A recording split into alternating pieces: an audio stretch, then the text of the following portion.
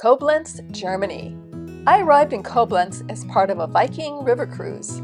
I signed up for a walking tour of Koblenz and experienced the highlights of the city in half a day. After visiting, I would recommend 5 things to see and do in Koblenz. Number 1, the German Corner. This is where the Rhine and Moselle rivers converge. It is a peninsula that juts out between the 2 rivers. It is anchored by a large statue of Kaiser Wilhelm. It is a beautiful area with a plaza and promenade along the rivers. When I visited, it was overcast. However, the views across the water were still quite picturesque despite the fogginess. Number 2, St Castor Basilica. The basilica is a landmark with a rich history. It was originally built in the 800s, the oldest church in Koblenz, but has been damaged and reconstructed through the years. The building is expansive. We walked around it and noticed how it extends dramatically to the back. The architecture is imposing with its twin bell and clock towers. As is typical with cathedrals, the church is built with a nave and 2 aisles. What I found interesting were the wood construction and 2 levels of arches lining the sides. Your eyes move upward to the high arched ceilings that extend the long length of the cathedral. I've seen quite a few basilicas and cathedrals lately, and this one seemed a bit simpler and perhaps austere, but it was certainly dramatic.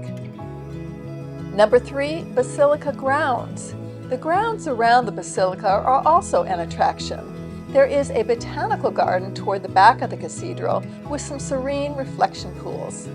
There is a neoclassical fountain called Kastorbrunnen, which was built during Napoleon's invasion of Russia in 1812. It is built of basalt blocks stacked in a square with 2 semicircular marble fountains on the sides. And there is a memorial of authentic slabs from the Berlin Wall. It is interesting to see them and understand that at one point in history, these walls kept people from moving freely. Number 4, downtown Koblenz.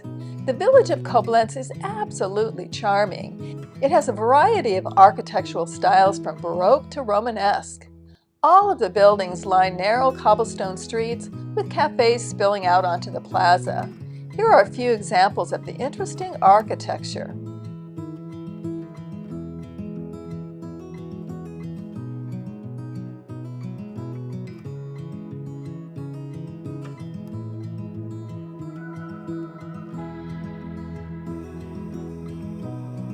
Of course, there are plenty of shops and places to spend your money.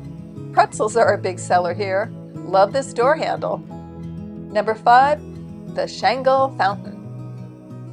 The Schangel Fountain is an iconic landmark in the center of town. It is a statue of a naughty boy that spits on passers-by at erratic intervals.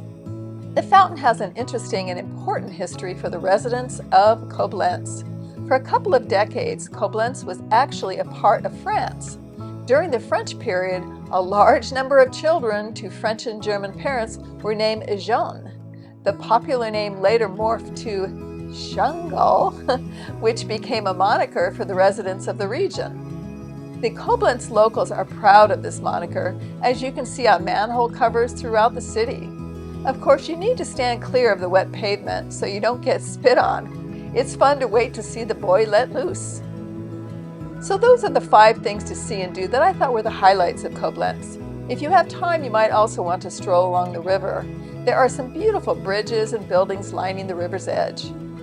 There are also quite a few statues and fountains that are worth a look. Here are a few.